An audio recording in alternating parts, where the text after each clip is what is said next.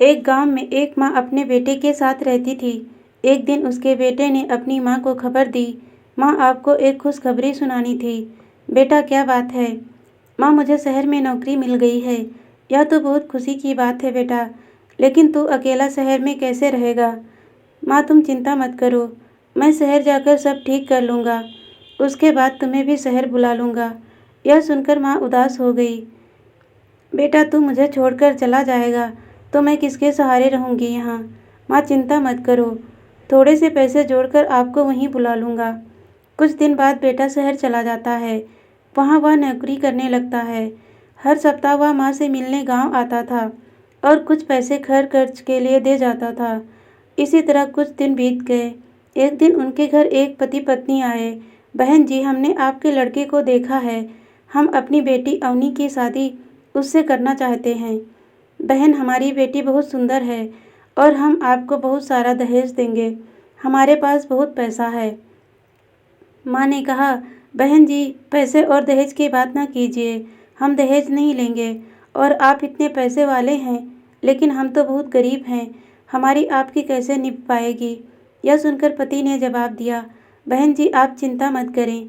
यहाँ आने से पहले हमने आपके बारे में सब पता कर लिया है। हमें आपका लड़का बहुत पसंद है। लड़की से बात करके दोनों लड़की देखने जाते हैं। लड़की उन्हें पसंद आ जाती है। इसके बाद दोनों की शादी हो जाती है। शादी के बाद अवनी बहू बन के घर आ जाती है। कुछ दिन गांव में रहने के बाद बेटा अपने काम पर जाने लगता है। उनकी पत्नी कहती है, मैं इस गांव में नहीं रह सकती, मुझे भी शहर ले चलो। तुम कुछ दिन माँ के साथ रहो, फिर मैं तुम दोनों को शहर ले जाऊंगा। अवनी, मैं इस गरीबी में नहीं रह सकती। पता नहीं पापा ने क्या देखकर मेरी शादी यहाँ कर दी। या तो मुझे शहर ले चलो या फिर मैं अपने पापा के घर जा रही हूँ। बेटा तू बहू को लेकर चला जा, मेरी चिंता मत कर। नहीं माँ, ऐसा करते हैं, हम सब साथ में शहर चलते हैं। तीनों शहर में रहने लगते हैं। अवनी का व्यवहार धीरे धीरे बदल जाता है। वह हर समय सास से छुटकारा पाने के बारे में सोचती थी। एक दिन माँ बेटे से बात कर रही थी, तभी वहाँ अवनी आ जाती है। हाँ माँ जी, आप भड़का लीजिए इन्हें मेरे खिलाफ। जब से ये शहर में आए हैं, ना तो मुझे कहीं घुमाने ले गए हैं, ना ही मेरे साथ ढंग से बात करते हैं, और यह सब आपके कारण हो रहा है। अवनी, ये किस तरह की बात कर रही हो तुम मेरी माँ से? क्या कमी रह गई मेरे प्यार में? बस मैं केवल इसीलिए कहीं नहीं जा पाता क्योंकि मेरे पास टाइम नहीं है, वरना माँ तो हमेशा मुझसे तुम्हें कहीं ले जाने की बात करती है। इसीलिए मेरी माँ पर झूठे आरोप लगाना बंद करो। यह सुनकर अवनी और गुस्से में आ गई। बेटी गुस्सा मत कर, मैं इससे बात करती हूँ। बेटा तू आज ही बहू को कहीं घुमाने ले जा और वो जो कहे उसकी हर बात माना कर। रहने दीजिए माँ जी, आप ही इन्हें भड़काती हैं और मेरे सामने भली बनने का नाटक कर रही हैं। मुझे अब कहीं नहीं जाना, और जाना भी होगा तो आपसे पूछने की ज़रूरत नहीं है।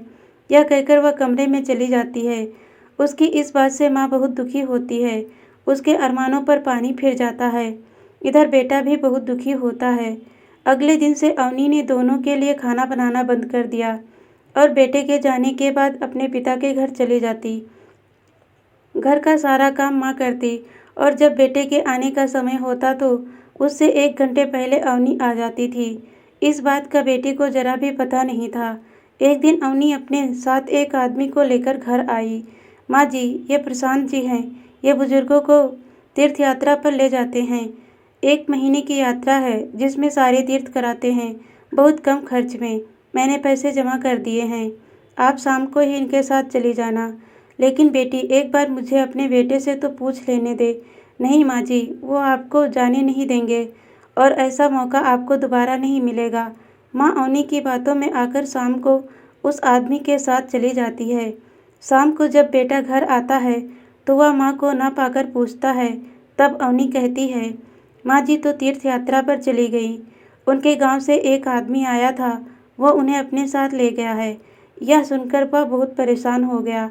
वह कुछ दिन माँ का इंतजार करता रहा, लेकिन माँ नहीं आई। उसके बाद वह गांव गया माँ के बारे में पता करने, लेकिन माँ का कहीं पता नहीं चला।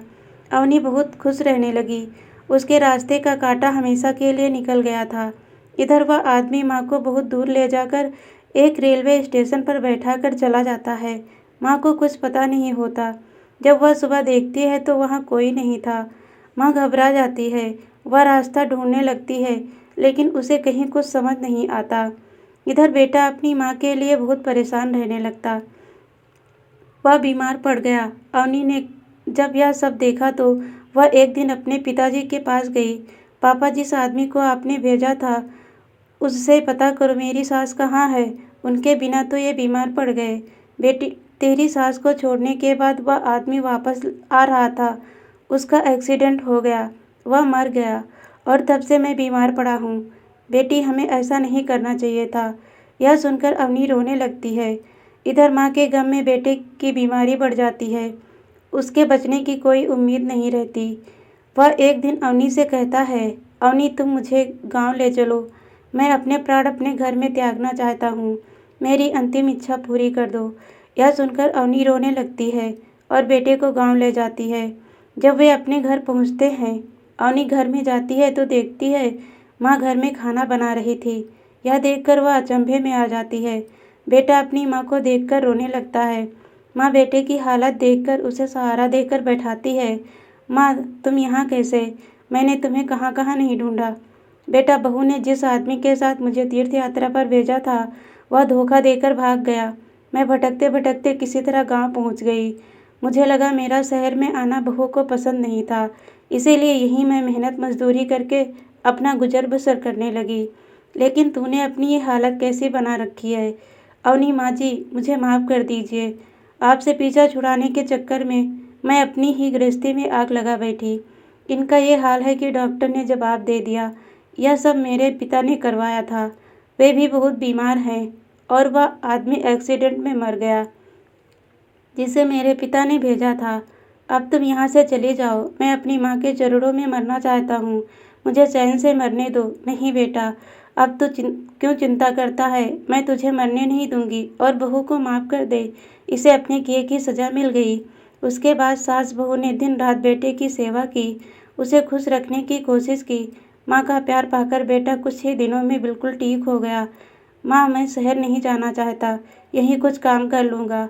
शहर की चकाचौंध में सब धुंधला नजर आता है, यहाँ तक कि रिश्ते भी। कुछ दिन बाद अवनी के पिताजी घर आए और उसकी सास के पैरों में गिरकर माफ़ी मांगने लगे। बहन जी, मैंने अपनी बेटी को सुखी देखना चाहता था, लेकिन ये भूल गया एक माँ को उसके बेटे से अलग करना। जो अपराध कर रहा हूँ उससे मेरी बेटी का संसार कभी सुख ही नहीं रह सकता। मैंने आप सभी को माफ़ कर दिया। इसके बाद अवनी बिल्कुल बदल गई। वह सास की सेवा करने लगी। बेटा उसके व्यवहार से